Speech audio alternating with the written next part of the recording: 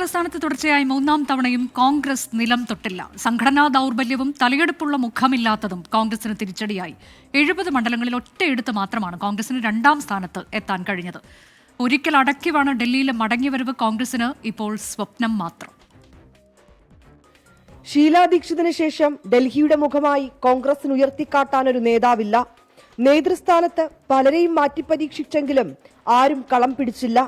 കയ്യകലത്തെ സംഘടനാ സംവിധാനമായിട്ടും 3 വട്ടവും സീറ്റുകൾ കിട്ടാതെ ഡൽഹിയിൽ നിസ്സഹായരാണ് കോൺഗ്രസ്. ലോക്സഭാ തെരഞ്ഞെടുപ്പിൽ ദേശീയ നേതൃത്വത്തിന്റെ നിർബന്ധത്തിന് വഴങ്ങി ആപ്പുമായി മത്സരിച്ചിട്ടും കാര്യമുണ്ടായില്ല. ഇപ്പോൾ വെവ്വേറെ മത്സരിച്ചിട്ടും ബാദ്ലിയിൽ സംസ്ഥാന അധ്യക്ഷൻ ദേവേന്ദ്ര യാദവ് മാത്രമാണ് പേരിനെങ്കിലും പ്രകടനം നടത്തിയത്. ഷീലാ ദീക്ഷിതിന്റെ കോട്ടയായിരുന്ന ന്യൂഡൽഹി മണ്ഡലത്തിൽ മകൻ സന്ദീപ് ദീക്ഷിതിനെ മത്സരത്തിനിറക്കിയെങ്കിലും ചലനമുണ്ടായില്ല. കൽക്കാജിയിൽ മഹിളാ കോൺഗ്രസ് ദേശീയ അധ്യക്ഷ അൽക്ക ലാംബെ അടക്കമുള്ളവർ ദയനീയമായി കീഴടങ്ങി.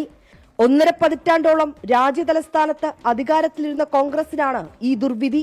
വോട്ട് ശതമാനത്തിൽ പോലും കാര്യമായ നേട്ടമുണ്ടാക്കാനായില്ല.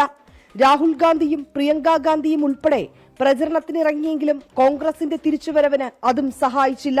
പതിറ്റാണ്ടുകൾ ഡൽഹി ഭരിച്ച കോൺഗ്രസിന് രാജ്യതലസ്ഥാനത്തേക്ക് ഇനിയൊരു തിരിച്ചുവരവുണ്ടാകണമെങ്കിൽ ഒരൽപ്പം വിയർക്കേണ്ടി വരും. വിനീത വിജി, 24 ഡൽഹി.